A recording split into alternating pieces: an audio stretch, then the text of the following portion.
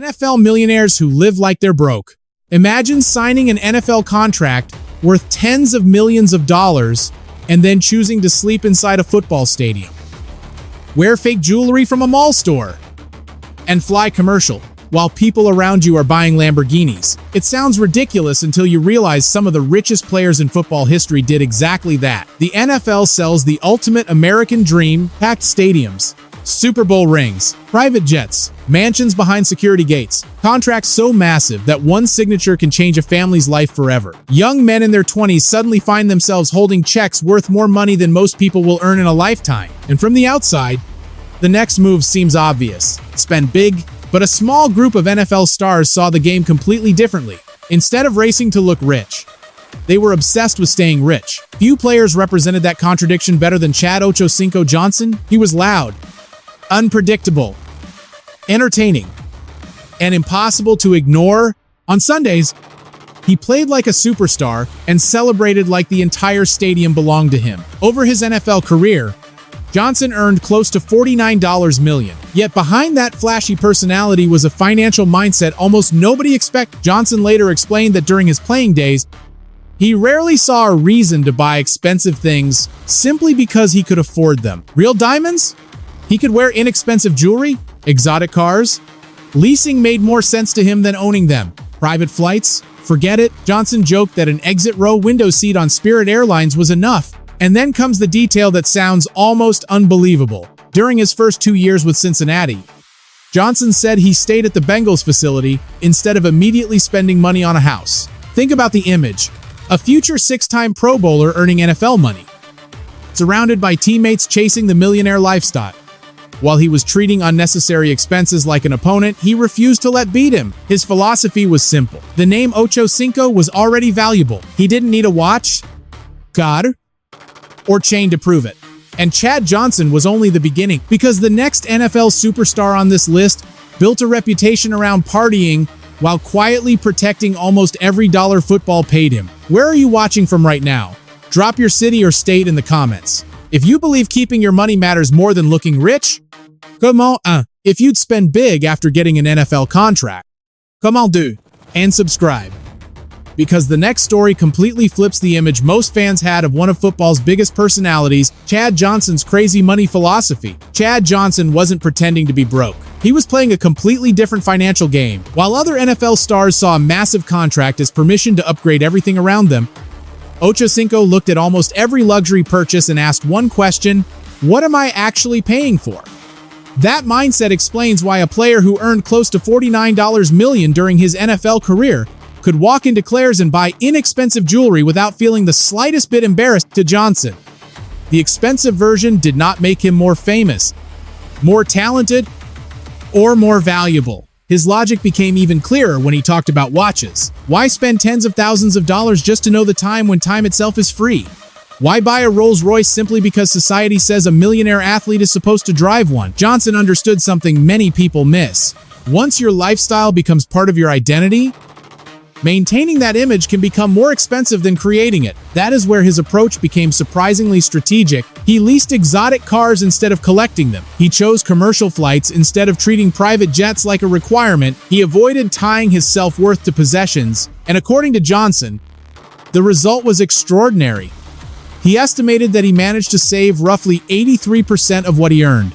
Think about what that means inside an NFL locker room. The pressure is everywhere. One teammate gets a new car, another buys a watch, another posts a vacation, and suddenly spending can feel like part of the competition. But Johnson refused to compete in that game. The wildest part is that his public personality made almost everyone expect the opposite. Ochocinco was theatrical, funny, loud, and constantly looking for ways to entertain, yet financially, he was often calculating, patient, and brutally practical. That contradiction is what makes his story so powerful. He understood the difference between being rich and looking rich, and if Johnson's discipline surprised people, the next player shattered expectations even more. Because Rob Gronkowski built one of the NFL's biggest party boy reputations while quietly treating his football salary like money he was not allowed to touch. Gronk was partying, but his NFL money was untouched. If you only knew Rob Gronkowski from highlight reels, touchdown spikes, and his larger-than-life personality, you would probably assume he burned through money as fast as he celebrated touchdown. That assumption could not have been more wrong. Gronkowski earned tens of millions of dollars during his NFL career. But he later explained that he structured his life around one simple rule: live on money earned away from football and protect the checks. Football was paying him. In other words, endorsement and marketing income could fund his lifestyle. While NFL earnings stayed largely untouched, for a player with Gronk's image, that revelation was stunning. He was not living like a monk. He still enjoyed life. But during his early years, he avoided the kind of massive purchases that often arrive immediately after a rookie receives his first serious paycheck. He even lived with a roommate while playing professional football because he had no interest in expanding his expenses just to match the image people expected. The reason was fear, but a useful kind of fear. Gronk understood that an NFL career can disappear in one play: a knee injury, a back problem, a roster decision, and suddenly the income that once seemed guaranteed can vanish. As a second-round draft pick, he looked at his initial contract and thought, in terms of survival, not celebration. If he could finish that deal and protect enough of it, he believed he could create financial security for the rest of his life. That mindset became even more important because of the position he played. Tight ends absorb punishment constantly. Gronkowski eventually battled significant injuries throughout his career, proving that his concern was never hypothetical. So while fans saw the boats, the jokes, and the celebrations, behind the scenes, he was building a financial wall around his future. It is one of the strangest contrasts in NFL history. A man whose personality screamed excess, but whose financial decisions were built around restraint. Gronk didn't allow his public brand to dictate his private spending. And somehow, the next superstar took the strategy even further. Marshawn Lynch wasn't just protecting his football income, he was turning endorsement deals into the money that paid for everyday life while his game checks were quietly stacking in the background. Marshawn Lynch's financial beast mode. Marshawn Lynch built his reputation by running through defenders like they had made a personal mistake by standing in his way. But beast mode wasn't limited to football. Behind the unforgettable interviews, Skittles, explosive runs, and Super Bowl moments was a player who understood how quickly NFL money could disappear. Lynch reportedly earned more than $50 million in playing salary over his career.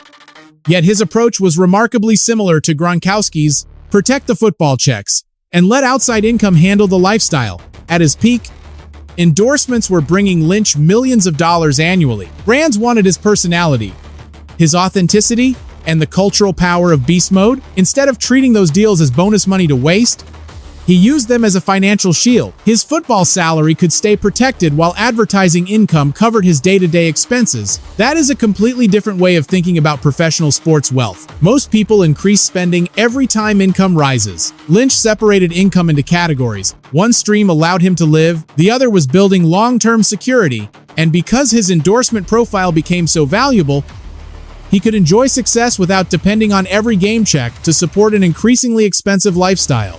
But what makes Lynch's story deeper is that the discipline did not stop with him inside NFL circles. He developed a reputation for talking to younger players about money, retirement planning, and benefits. He understood that the league gives players an incredible opportunity, but that opportunity has an expiration date.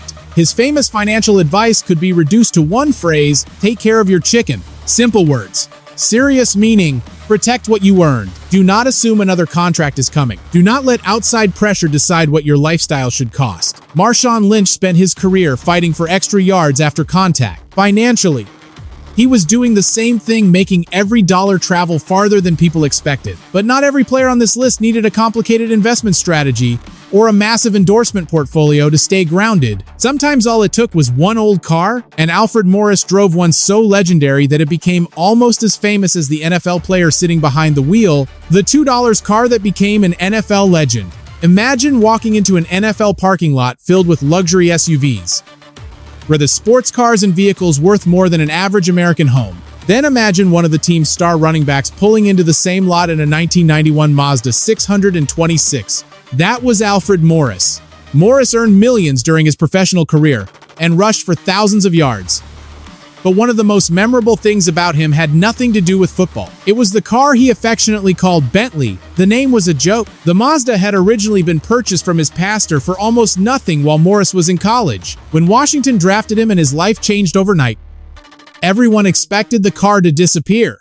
It didn't. Morris brought it with him. That decision immediately separated him from the stereotype of an NFL rookie. Instead of using his first serious income to announce that he had arrived, Morris continued driving the same vehicle that had carried him before anyone knew his name. Friends laughed.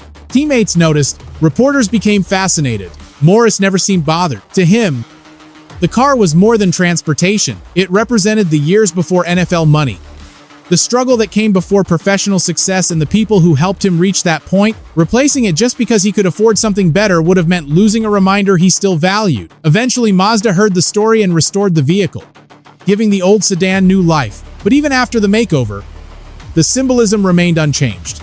Morris had millions available to him. He simply did not believe every improvement in income required an improvement in possessions. That distinction matters. A new contract can change what someone can buy.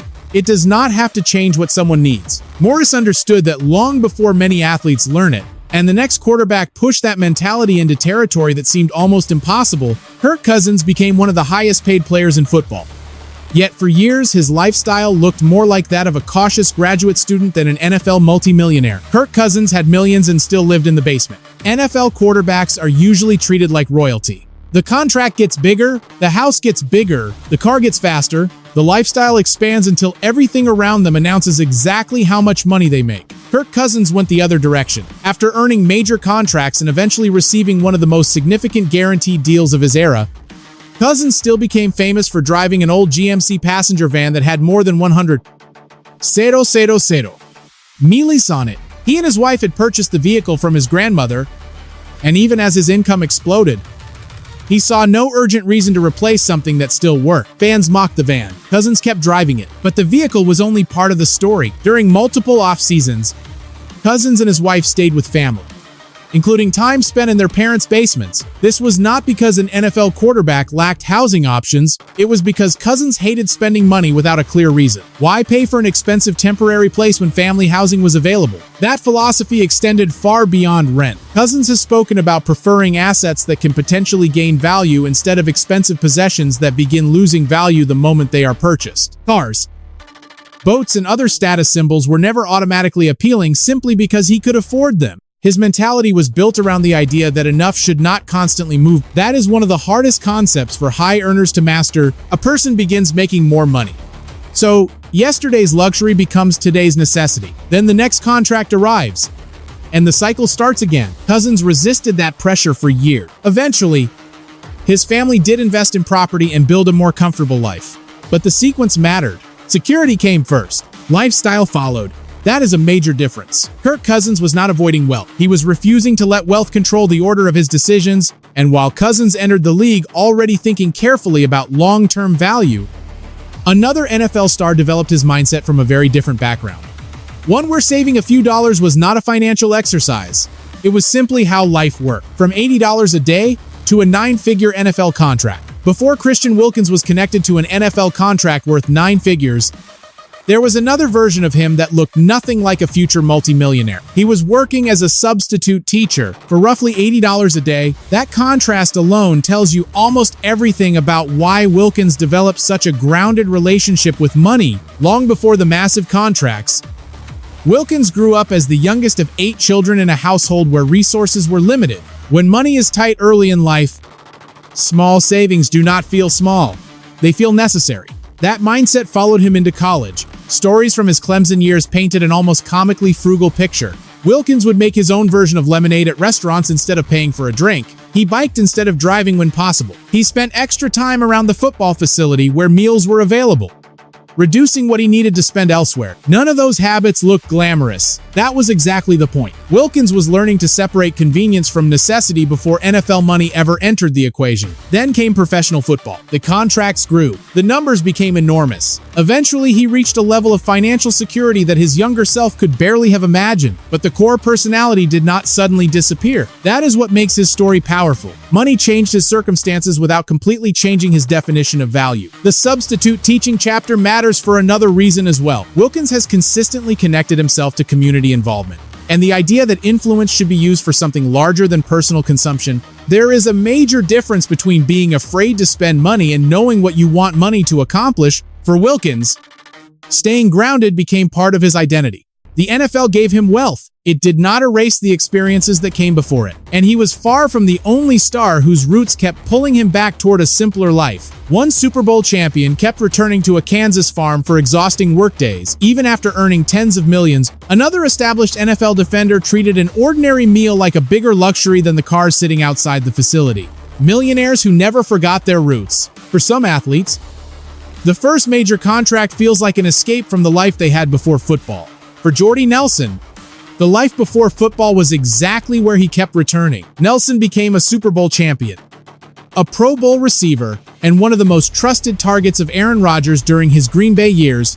He made tens of millions of dollars playing professional football. Yet when the offseason arrived, Nelson repeatedly returned to rural Kansas and worked on his family farm. Not for a publicity stunt, not for a television special, because that was still home. Nelson reportedly worked long days handling ordinary farm responsibilities, including working cattle. In interviews, he openly described himself as extremely cheap and credited his upbringing for keeping his habits unchanged, even after NFL success. One story captured the mindset perfectly. During team travel, players received money for meals. Nelson sometimes preferred staying in the hotel and eating food already provided by the team rather than spending the allowance at a restaurant. A millionaire saving meal money because free snacks were available. To outsider, it sounded absurd. To Nelson, wasting money simply because he had more of it made even less sense. That same mentality appeared in Ryan Kerrigan's story. Kerrigan became one of Washington's most consistent defenders and signed a major extension, but he never embraced the idea that a bigger contract required a theatrical lifestyle. He lived relatively modestly, prepared many of his own meals, and avoided the pressure to turn every paycheck into a status symbol. His idea of treating himself was closer to grabbing food at Chipotle than buying another exotic car. These stories are easy to laugh at, but there is something deeper underneath them. Nelson and Kerrigan did not seem interested in performing wealth for strangers. They knew who they were before the money arrived, and that gave them protection after it arrived. But perhaps the most important question is whether this mentality belongs only to veterans who learned the hard realities of professional football. The answer appears to be no. Because one of the NFL's newest young quarterbacks entered the league with millions already guaranteed and immediately faced the same choice every generation of stars eventually faces. The next generation learned the lesson early. Drake Maye entered the NFL in a financial position most 2-0. Some things could never imagine: a top draft pick, a guaranteed rookie contract worth tens of millions, the face of a franchise with every opportunity to immediately upgrade his entire life.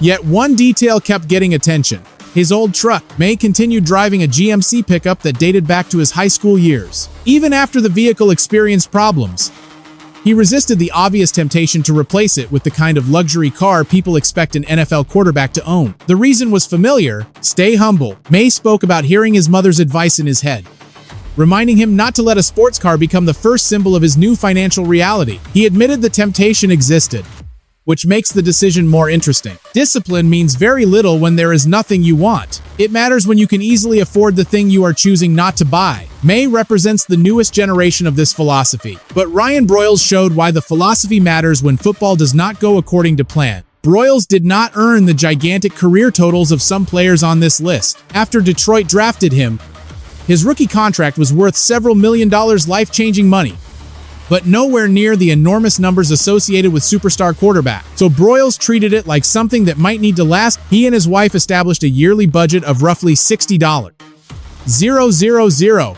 and directed much of the remaining money towards savings, investments, and retirement planning. He drove ordinary vehicles. He studied investing. He took advantage of financial programs available through the league and started thinking about life after football while he was still playing it. Then injuries changed everything. His NFL career ended far earlier than he would have wanted. But financially, he had already prepared for the possibility. That preparation helped him transition into business and real estate rather than desperately chasing another football paycheck. And that may be the most important lesson so far. You do not need to earn $100 million to build security. You need a plan before the money stops. But there is still one player whose strategy brings every part of this story together: budgeting, investing, resisting lifestyle inflation, and preparing for retirement years before retirement arrives. Glover Quin may have built the clearest financial playbook of them all. Glover Quin and the real NFL money playbook. Glover Quin may not have been the loudest personality on this list, but financially, he might have played the smartest game of them all. During a decade in the NFL with Houston and Detroit, Quinn earned millions, built a respected career, and had every opportunity to upgrade his lifestyle every time another contract arrived. Instead, he reportedly kept driving the same GMC Yukon Denali he bought in 2009. One vehicle, nearly an entire NFL career. But the car was never the real story. The real story was the rule behind it. Quinn and his family committed to living on roughly 30% of his income while directing the other 70% towards savings and investment. That kind of discipline is difficult for anyone. For a professional athlete surrounded by wealth, status, and constant pressure to spend, it becomes even more remarkable. Quinn treated investing the way elite players treat film study. He learned, tracked, planned, and stayed consistent. Rather than assuming football income would last forever, he began building a financial life that could survive long after the final whistle. That is the strategic lesson connecting every player in this story. Chad Johnson refused to buy status just because people expected it. Gronkowski separated football money from lifestyle money. Marshawn Lynch used outside income to protect game checks. Alfred Morris stayed attached to the car that reminded him where he came from. Kirk Cousins prioritized assets over appearances. Wilkins carried lessons from a modest upbringing into a completely different financial reality. Jordy Nelson and Kerrigan stayed connected to ordinary habits. Maye showed that the next generation can learn restraint early. Broyles proved that a smaller NFL fortune can still create long-term security when it is managed with purpose. Different personalities, different careers, same principle. The biggest financial danger for an athlete is not always earning too little. Sometimes it is believing the money will never stop. NFL careers are unpredictable. Injuries happen, contracts disappear, rosters change, fame moves on. That is why the smartest players do not build a life around the best year of their career. They build one that still works after football. And there is a human lesson here too. Money can create comfort, opportunity, and freedom, but it does not have to become identity. Staying grounded does not mean refusing to enjoy success. It means knowing the difference between what improves your life and what only impresses someone watching from the outside. Real wealth is not the car in the parking lot. It is having choices when the stadium lights finally turn off. If you believe financial discipline matters more than showing off, come on. If you think athletes should enjoy more of the money they work so hard to earn, come on, dude. Tell us which player surprised you the most and where you're watching from. If you enjoyed this story, like the video, share it with another NFL fan, and subscribe to the channel for more stories about the money, careers, decisions, and hidden lives behind the biggest names in football.